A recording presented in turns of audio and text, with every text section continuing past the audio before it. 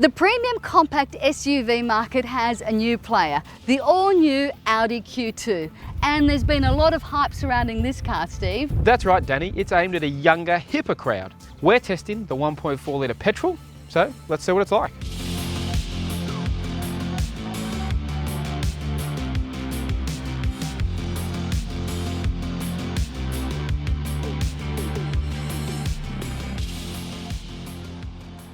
So Steve, this is Audi's newest and smallest SUV, but I have to say, it doesn't feel like an SUV. No, I think you're right. It's one of the things that I think immediately struck me about it was you don't get that sense that you're elevated above the traffic, which is a big part of the appeal, I think, for a lot of SUV buyers. It's actually only 2 centimetres taller than further off the ground than an A3 hatchback. Now, you almost have to have the two of them together to compare, but I want to talk about style because it's a big deal with this car, the style. It is. I mean, it's distinctive Audi, but there are some differences, and you know, it's quite bold. It's inspired apparently by an American football player, but I actually think that this would appeal to both genders. Yeah, there's definitely an element of, you know, modern Audi to it. It's got that sort of clean lines that we've expected from Audi, but with a difference. You know, there's sort of, I guess, an edgier vibe to it, and also some nice touches like they call them blades at the back there on around the rear windows, which kind of a bit of a nod to the R8 supercar. Although, to be honest, I don't know about you, I think they just create a really big blind spot over the shoulder when you're driving. Yeah, look, that is. I mean, fortunately with this car, you've got the assistance package where you get blind spot monitoring. But design-wise, it's quite nice inside. What do you think of the cabin?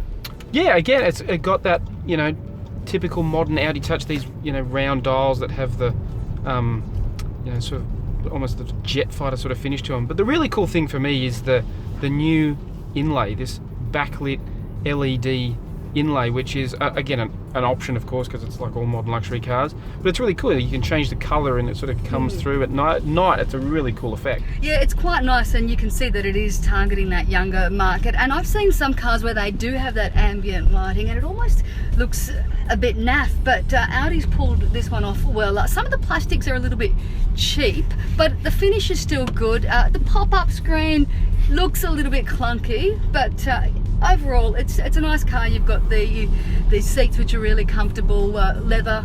Yeah, I think it's pretty good, but it's not all about the style. Driving's also important with a car like this, so how about I have a go? Okay. So what do you think about the drive, Danny? Steve, it's typical Audi, and Audis perform well, so I like how it drives. It did feel a bit bumpy occasionally, but you know, it's got some decent grunt for a small engine. I think it's a good little engine. It's got decent power, decent torque, but you know, it's what we expect, I guess, from Audi and Volkswagen, because there's a lot of shared DNA with this car.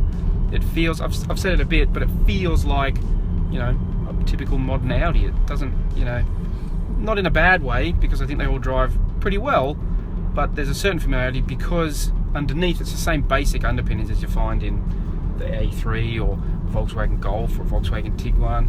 So there is that sort of, I guess, consistency to them. Yeah, there's a level of pedigree that we expect from these sort of cars. I think there's no doubting that. But you've also tested the 2-litre diesel version. How would you compare that to this?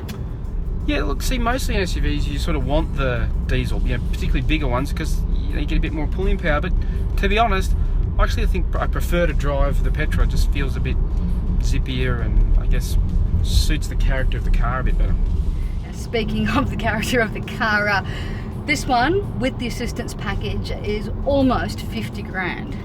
Yeah, because again, it's a modern luxury car. They don't come cheap, you know, and that's a lot of money for a little car that ultimately misses out on a few features I'd like, you know, like it's got manual adjustable seats, there's no keyless ignition, so certainly I get a feeling you're paying a premium for that Audi badge.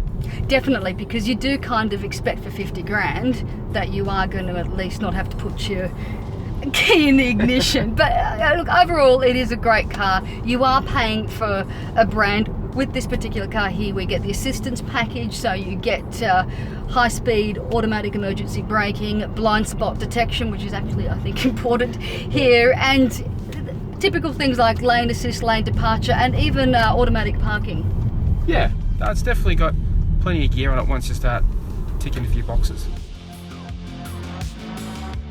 Steve, I think the Q2 has enough appeal for a new generation of luxury drivers because it's got the style and image of a prestige car with all the modern conveniences that young people want. Yeah, that's right, Danny. I definitely think Audi's hit the nail on the head with this one, and it'll certainly appeal to that young hipster crowd.